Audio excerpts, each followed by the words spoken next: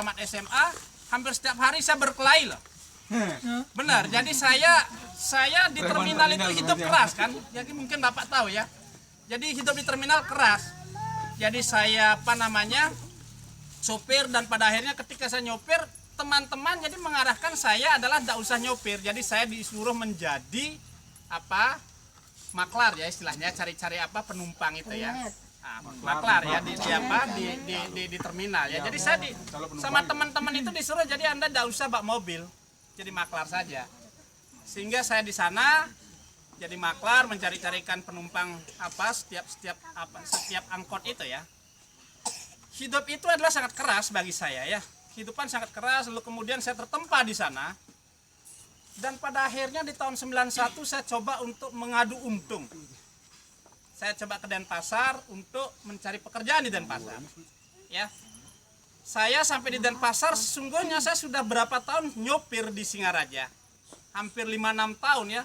Pekerjaan itu bagi saya masuk ke Denpasar itu sudah tidak ingin sebenarnya menjadi sopir lagi. Berkeinginan saya adalah merubah nasib saya bekerja di pariwisata.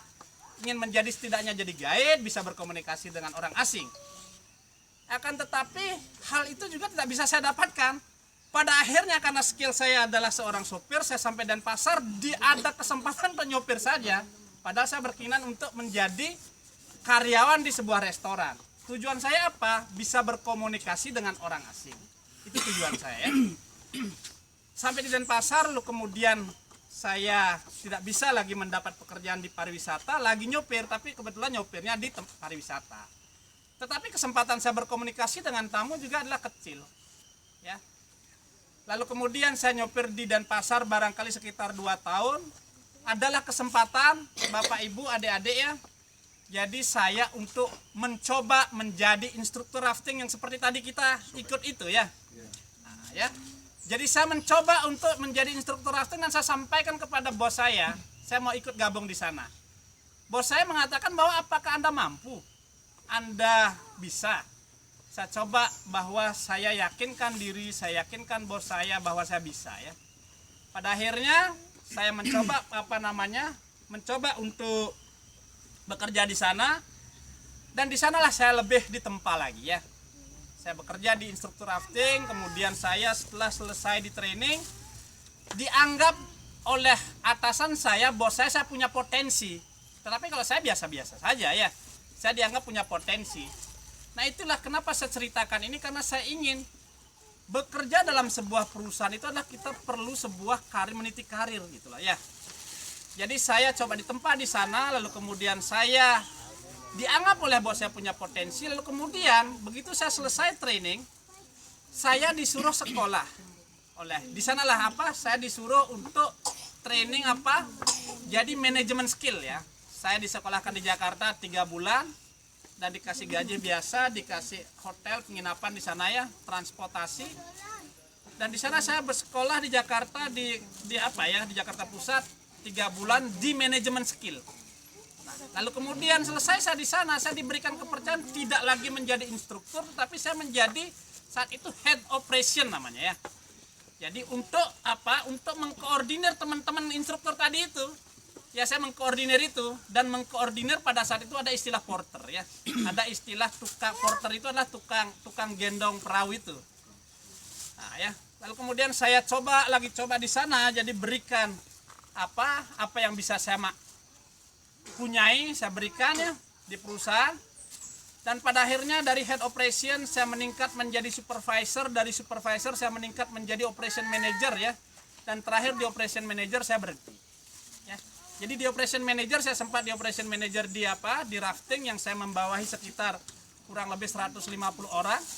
Ya, lalu kemudian saya GM saya tidak ada di kantor, lalu kemudian saya ketika dia tidak di kantor saya disuruh jadi GM ya.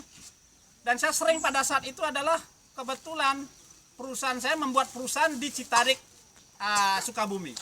Saya hampir setiap minggu pada saat itu ke Bali Citarik gitu ya. Jadi bagaikan seperti dosen terbang. Jadi pada saat itu saya menjadi instruktur terbang. Koordinir pada saat itu ada 10 orang saya bawa ke Citarik. Untuk Sabtu Minggu turun di Citarik, lalu kemudian balik lagi di hari Senin.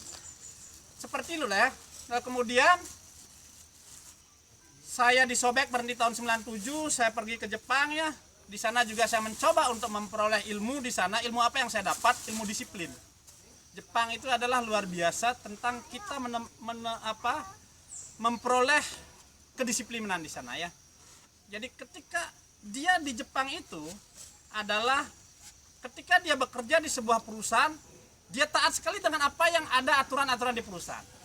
Ya, kalau boleh saya katakan bahwa perusahaan itu dia anggap sudah sebagaikan dewa gitu ya. Sudah dia ada di perusahaan itu, dia lakukan apa untuk perusahaan.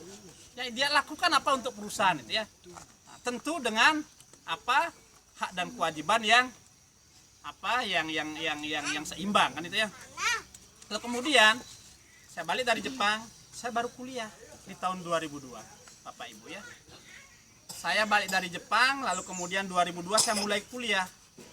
Sebelum 2002 ya. Jadi saya bekerja di Jepang, lalu kemudian perusahaan Jepang saya membuat perusahaan di Bali. Nah, sayalah disuruh menjadi direktur perusahaan di perusahaan yang ada di Jepang itu ya. Ketika saya bekerja di perusahaan itu, hubungan saya dengan bos saya atau pemilik perusahaan adalah sangat-sangat baik ya. Saya diberikan kepercayaan luar biasa. Saya mengurus uang itu luar biasa. Tetapi saya tidak pernah adalah menyalahgunakan kepercayaan yang diberikan kepada saya. Tetapi saya punya potensi kalau saya salah gunakan kepercayaan itu. Potensi itu ada karena saya mengelola banyak uang. Ya, tetapi saya tidak salah gunakan kepercayaan itu. Tetapi ketika saya di sana, jadi ada satu teman kerja saya orang Jepang yang tidak sama sekali cocok bekerja dengan saya. Ya. Dan pada akhirnya saya resign, mengundurkan diri dari perusahaan itu. Tetapi sebelum saya mengundurkan diri, saya mencoba untuk membuat usaha PT Antariksa yang sesungguhnya saya rancang di tahun 99 bersama Bu Komang ya. Saya rancang ini perusahaan tahun 99 ketika saya balik ke Bali dari Jepang. Tetapi saya buat pada saat itu berupa CV Antariksa, tetapi saya hanya merancang. Jadi untuk ketika saya berhenti di perusahaan ini, saya ada tempat nanti. 2001 saya berhenti, CV Antariksa saya jadikan PT Antariksa. Saya bergabung dengan Bu Komang yang saat itu adalah, mungkin dia akan ketawa kalau menjadi sekarang itu ya. Bu Komang tidak tahu, dia itu tidak bisa mengetik, tidak bisa administrasi, tidak tahu apa dia. Tetapi saya paksa agar bisa. Karena bekerja di sebuah manajemen konsultan manajemen seperti kita ini adalah jadi memerlukan sebuah administrasi. Bu Komang bekerja dan pada akhirnya sering nangis karena dia itu tidak tahu, sering nangisnya tidak tahu kemana itu ya. Saya yakinkan bahwa Anda pasti bisa gitu ya. Bu Komang akhirnya mampu ya. Akhirnya Bu Komang mampu, lalu kemudian ada Pak Ketut, lalu kemudian bergabung ya. Pak Ketut Adiase yang awalnya adalah bekerja di perusahaan teman saya. Karena perusahaan teman saya adalah tidak jalan, jadi Pak Ketut coba saya tawarkan untuk bergabung di kita ya. Akhirnya saya, Pak Ketut, bertiga saya. Ya biasa, saya adalah sering juga di jalan. Jadi saya ngurus-ngurus administrasi orang asing ya. Mengurus perusahaan orang asing, mengurus visa orang asing ya. Lalu kemudian di tahun 2002 saya mulai kuliah. Jadi saya tertantang saat itu, kenapa sih kok saya dipersulit untuk ngurus-ngurus begini? Ya saya mulai tertantang bahwa ternyata ini saya harus punya karena saya rasa dengan skill saja tanpa ada satu gelar gitu ya. Padahal saya mampu gitu ya. Jadi adalah kok orang pemerintahan itu menganggap kita itu adalah, saya pada saat itu merasa ya, saya merasa bahwa kok dia itu tidak menganggap kita gitu ya, menganggap saya sebagai orang yang mengurus dan mampu untuk itu gitu ya. Mungkin Dek Sumartana akan nanti bisa bercerita untuk itu. Lalu kemudian saya coba selesaikan studi saya di tahun 2002 saya mulai, dan 2005 saya baru menyelesaikan studi saya di S1 ya. Itu 2005. 2006 begitu saya selesai studi saya di 2005, saya langsung di 2006 saya sekolah di Universitas Warmadewa. 2006 saya langsung melanjutkan di UGM. Jadi di Magister Kenotariatan ya. Saya masuk 2006 yang sesungguhnya saya sudah harus selesai di tahun 2008. Tetapi 2007 akhir saya adalah berhasil menyelesaikan ujian advokat saya di 2007 akhir. Ya, 2007 pertengahan ya. Saya selesai advokat, saya keasikan. Jadi untuk masuk di profesi lawyer, profesi advokat. Dan pada akhirnya yang sesungguhnya saya 2006 masuk 2008 baru harus saya selesai. Saya keasikan di profesi advokat, lalu kemudian saya asik dan tidak bisa selesai di magister kenotariatan. Pada akhirnya beberapa kali saya dikontak oleh dosen pembimbing saya 2014 Januari baru bisa saya selesaikan. Akhirnya saya menjadi mapala, mahasiswa paling lama ya. Saya jadi mapala di UGM ya. Jadi di M2.